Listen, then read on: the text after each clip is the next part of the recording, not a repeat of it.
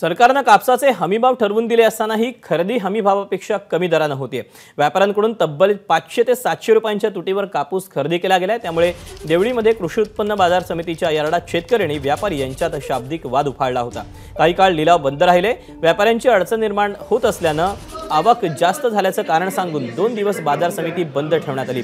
मात्र व्यापाऱ्यांचा हमीभावात खरेदी न केल्यास गुन्हे दाखल करणं या शासनाच्या भूमिकेला विरोध आहे। देवळीमध्ये कृषी उत्पन्न बाजार समितीमध्ये आवक जास्त झाल्याने माल ठेवायला जागा नसल्याचं कारण समोर करण्यात आलेलं असून बाजार समिती 2 दिवस बंद ठेवल्याचं चित्र सध्या जिल्ह्यात दिसतंय। आढावा घेतलेला आहे एकनाथ चौधरीने, पाहूया। आपण सध्या देवळी येथील कृषी उत्पन्न बाजार समितीमध्ये हा कृषी उत्पन्न समितीचा जो यार्ड आहे, या यार्डमध्ये सतत हा जो यार्ड आहे हा कापूस गाड्यांनी भरलेला असतो आणि कापूस गाड्या या ठिकाणी लागतात, कापूस गाड्यांचे लिलाव या ठिकाणी होतात। परंतु या ठिकाणी काल जे परिस्थिती निर्माण झाली, शेतकऱ्यांनी हमीभावाच्या किमतीमध्ये किमान आमचा शेतमाल जो आहे हा खरेदी करावा असा आग्रह कृषी उत्पन्न बाजार समितीकडे धरला आणि कृषी उत्पन्न बाजार समितीत असलेले जे व्यापारी आहे, या व्यापाऱ्यांच्या आणि शेतकऱ्यांच्या संघर्षात हा लिलाव जो आहे हा लिलाव बंद पडला। दरम्यान ही जी परिस्थिती निर्माण झाली त्यानंतर येथे मध्यस्थाची भूमिका जी आहे ती किरण ठाकरे शेतकरी संघर्ष समितीचे संयोजक आहेत आणि त्यांनी या भूमिका महत्त्वाची बजावली।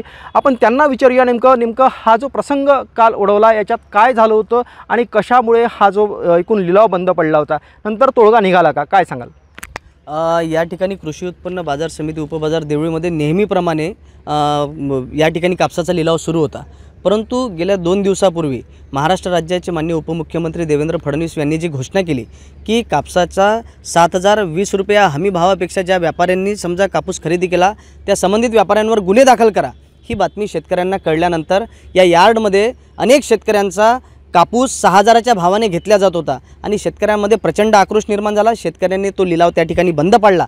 या ठिकाणी आमच्यासारखे अनेक लोक या ठिकाणी मध्यस्थी करण्यासाठी समोर आले आणि जिल्हा उपनिबंधक असो, सहाय्यक निबंधक असो, सभापती असो कृषी उत्पन्न बाजार समितीचे आणि शेतकरी व्यापारी यांच्या संयुक्तिक बैठकीमध्ये हे ठरवण्यात आलं।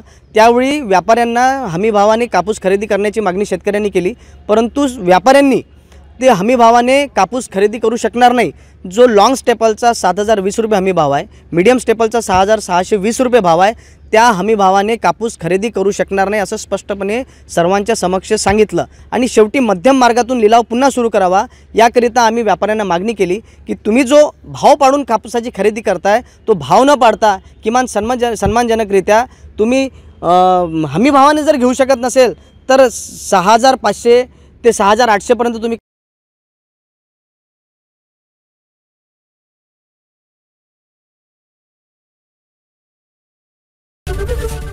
एबीपी माझा, उघडा डोळे बघा नीट।